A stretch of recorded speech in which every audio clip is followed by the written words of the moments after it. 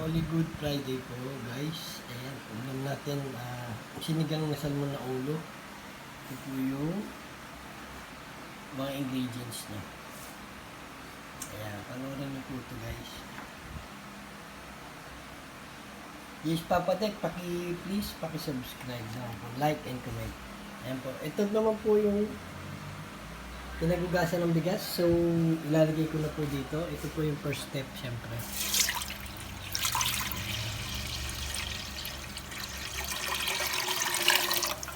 Ayan. So, after nyan, tatakpan natin. Ayan. Takpan muna natin. Balik tayo dito.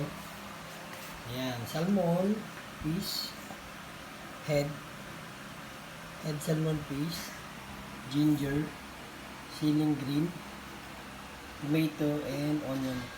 So, this the kamote, tops. Ayan po. Samahan niyo ako guys habang niluluto ko ito. Sinigang.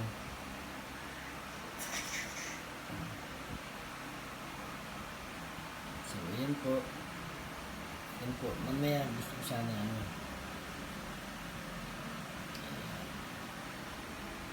ibubuhos muna natin yan.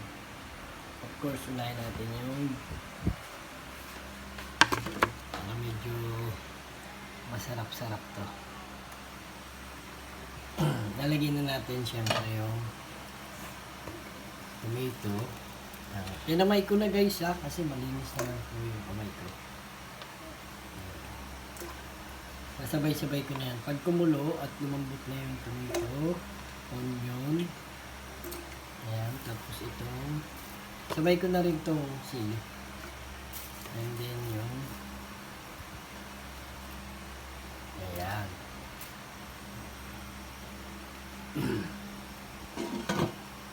Yung natira na ng kamote tapos yung at saka yung fish.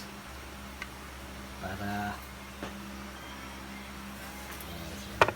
So pag kumulo yan, pag kumulo na to at okay na. Ito meron pala akong syempre may konting pagkapalitan natin. Ayan, sinigang, yung maliit lang. Ayan, meron ako. And then syempre, huwag kakalimutan yung kalamansi, yung lemon. Ayan, may konti kayong kalamansi.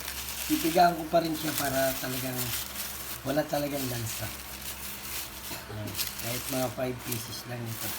Tatanggalin niyo po yung buto para po hindi maging mapait yung lasa. So guys, yan lang po at salamat po at sana panoorin nyo. Paki-subscribe na lang po sa aking YouTube channel at paki-like and comment and paki-share na lang po. Holy Good Friday po tayo. Bye!